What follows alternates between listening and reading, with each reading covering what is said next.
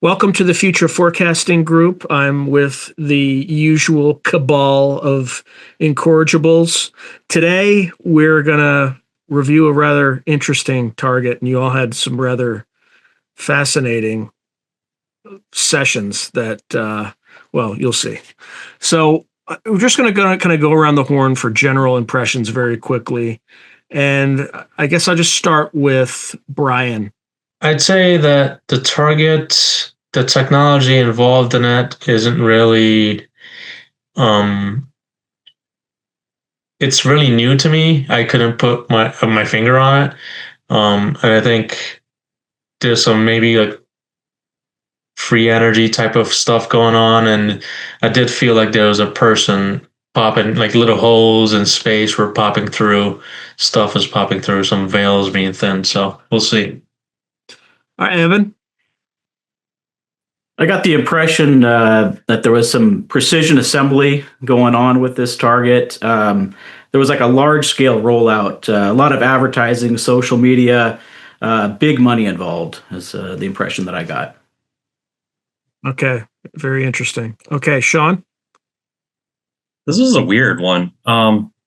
Similar to what Brian said, this was new to me. Like whatever it was, I didn't fully understand it. So it was kind of it's kind of difficult to describe, but I was getting a really strong impression in my session of really high technology people and really low technology people, and some sort of an interaction taking place. It was kind of it almost had a Close Encounters of the Third Kind type of vibe to it, but I have no idea where you guys sent us, man. This was a weird target.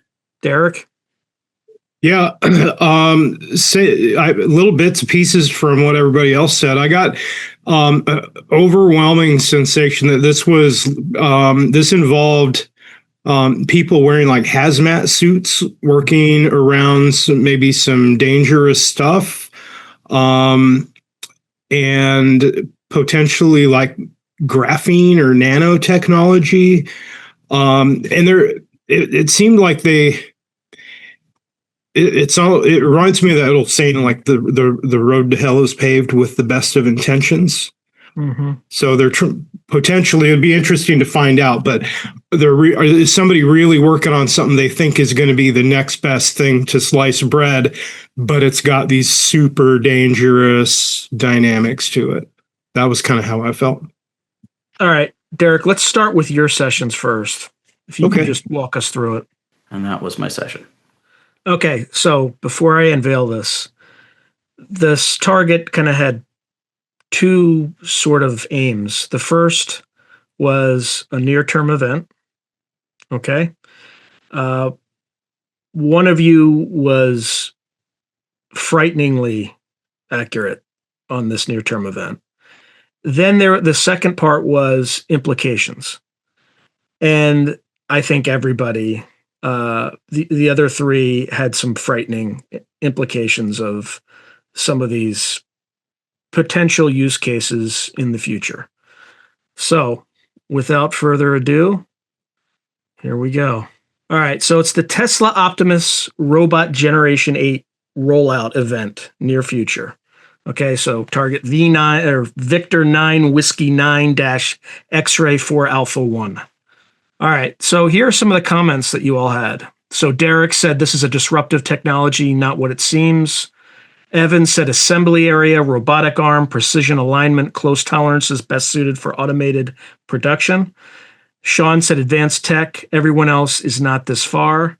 And then the last piece, Brian said it's clean, encased, pulling opposite directions, magnetic alignment. All right, so I'm going to cover kind of first just quick background to the event. I'm going to look at various aspects of the rollout that many of you predicted, then use cases, long-term implications, and derivative technologies.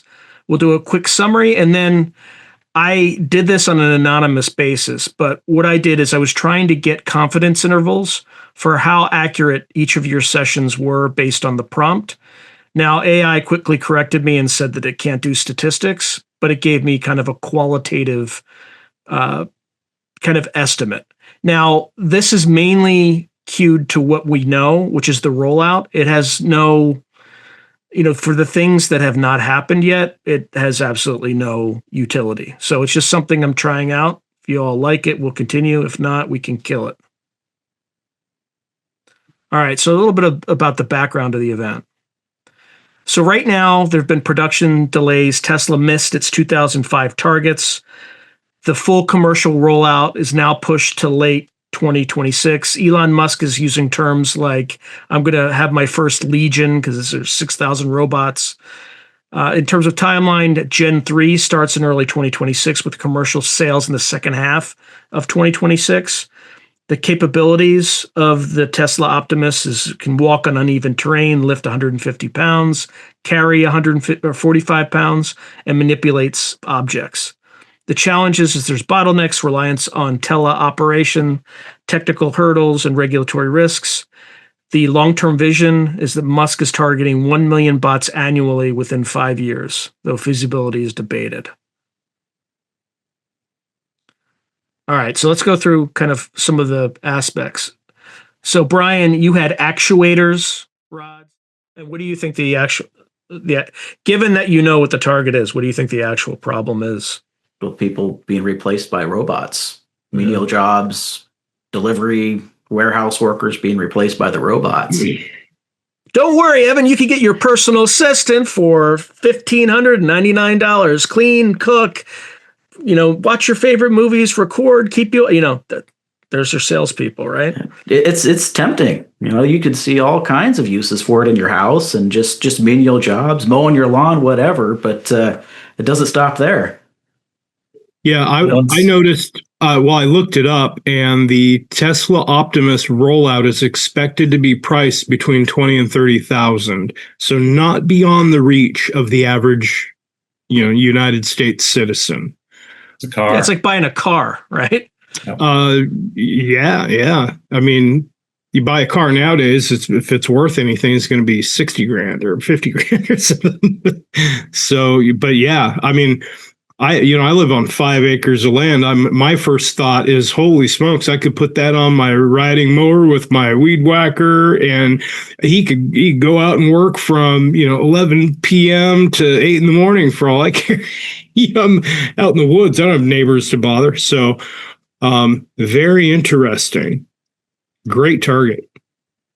Yeah, great. I mean, all of you were amazing on this one because none of you all you had was the target number. That's it. Right. Any other comments? What's the internal power structure? Is it just like a plug-in, or how often does it need to be charged, or what's the power source inside? Or do you have any information? That is I'll get some information. Good. Powered by a 2.3 kilowatt hours battery, allowing for a full day of operation. The robot also utilizes self-charging capabilities with the ability to navigate to and autonomously plug into charging stations. It's probably like a lithium-ion battery, if I had to guess. Yeah. I mean, just the battery, but I would imagine you would have a normal generator that would, spin and all that good stuff. Yeah, I think my assumption would be that with the purchase price would be something to hire an electrician to modify your existing panel to have a plug-in for it, like out in the garage or something like that. So that'd be interesting to see just how smart they are. Is there a waiting list we can sign up for? Yeah, it's a little creepy, right? It's a little creepy, but if you're enterprising enough, there are people who are going to become multimillionaires and billionaires by just putting these things to work. Because not everybody's going to be able to afford them, but somebody might start a business where they buy 2 of them and then they send them out to do landscaping for people, right? And that's going to put a lot of people out of business. So it'll be interesting. Then you'll have other dynamics where, people try to sabotage these bots by putting wire up in their yard, like in yards and things like that. So you can imagine a pretty kind of predator prey sort of dynamic, Red Queen hypothesis, where people are trying to impede these bots from destroying their livelihood, and then other people leveraging these bots to become extremely wealthy. So there's another element that I'm really interested in, and that is so we actually in our weekend remote viewing group we're talking recently about artificial intelligence and is it sentient?